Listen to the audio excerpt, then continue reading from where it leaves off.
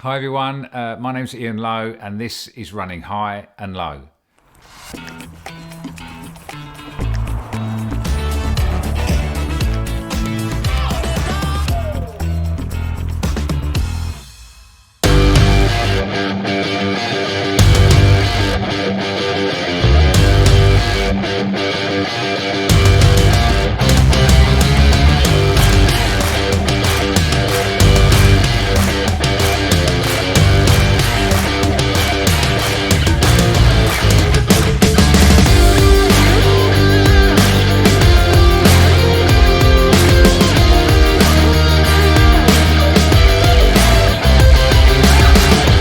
Welcome back to the channel everyone, it's great to have you here. My name's Ian Lowe, I'm a 63-year-old runner and I've been running for 16, 17 years now, seriously.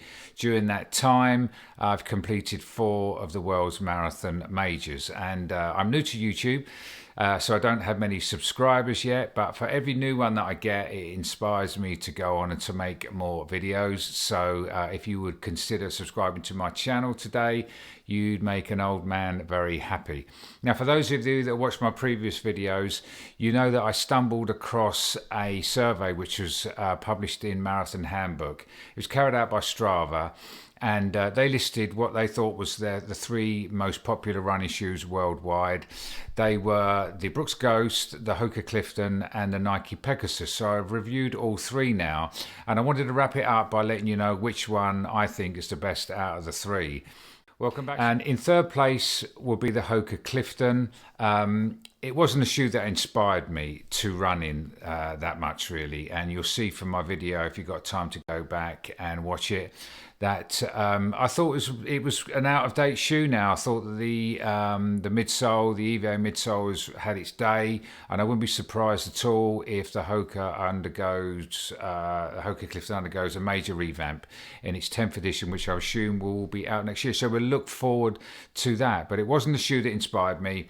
I found it a bit clunky, a bit heavy, and a bit uninspiring, to be honest. But once again, just my opinion. There are millions of you out there that love the Clifton and maybe wouldn't run anything else. Just my opinion of that shoe. Second place, the Nike Pegasus, which now is in its 41st edition. And although they had made some changes to this edition, I still didn't find the shoe as exciting to run as I hoped it would be. I found it very flat in the forefoot, good amounts of cushioning in the heel, that 10mm drop, but I found the forefoot, I just wished it had a bit more cushioning in the forefoot because these days we're just used to it a bit more, and I found it a bit flat, a bit too much ground feel for me. But if you're into it, if you love ground feel shoes, you're going to love the Pegasus, and once again, millions of you out there do. For me, it seems a bit more like a lifestyle shoe to me than it does a running shoe. And another shoe that I think needs a major overhaul to bring it up to date with what is a very, very competitive running shoe market in the daily trainer bracket these days, and there's some great examples out there of some much better shoes, and one of them is the Brooks Ghost, which comes in first in my trio of reviews of this survey. And I've really enjoyed running this. This is the first Brooks Ghost that I've running, and although they haven't made major changes to this shoe over the years, I think this shoe has undergone probably the biggest change it's had in recent years, and the biggest of which is this DNA version 3 nitrogen infused midsole. 35 in the heel, 23 in the forefoot, 12mm drop, which is one of the highest in this daily trainer bracket. And it's one of the things that one of the caveats about this shoe which I wish was slightly different. I wish it would come back down to 10 or even 8mm drop, which I think would suit many more runners.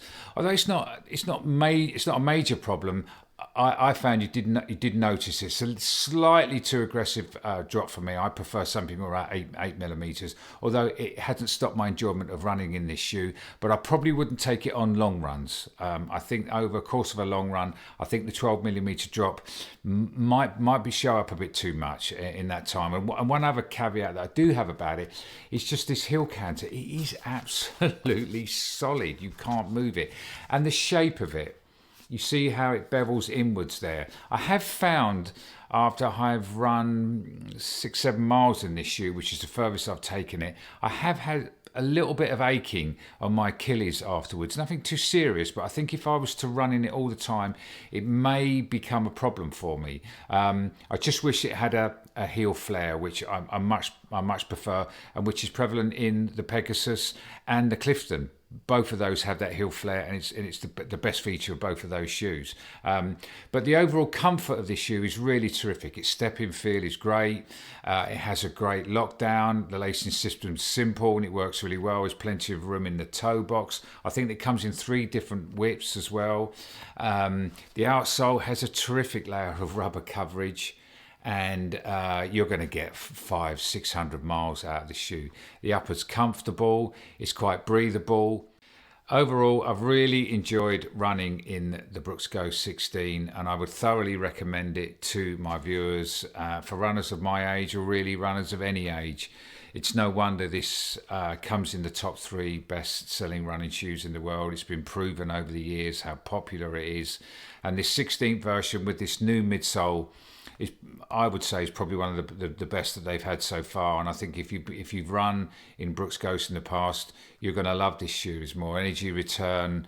It's a softer, more comfortable feel underfoot. It's got good transition from heel to toe, and it's a very smooth ride. It's energetic, and it's all round an all round really good daily trainer. So out of those 3, the Brooks Ghost comes in first place. I thoroughly recommend it to all of you out there, and I've really enjoyed running in all 3 shoes. Even though the Pegasus and the Clifton weren't for me, it doesn't mean to say that they're bad shoes.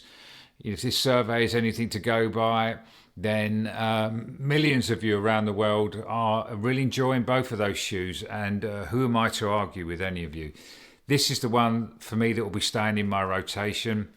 I'll continue to take this through to 100 miles, and then I'll do a 100-mile review of it then. But until then, thank you for watching. Thanks for making it to the end of this video. I hope you've enjoyed this little trio of videos that I've made for you, and I look forward to seeing you on the next one. Till then, my name's Ian Lowe. This is Running High and Low, and happy running.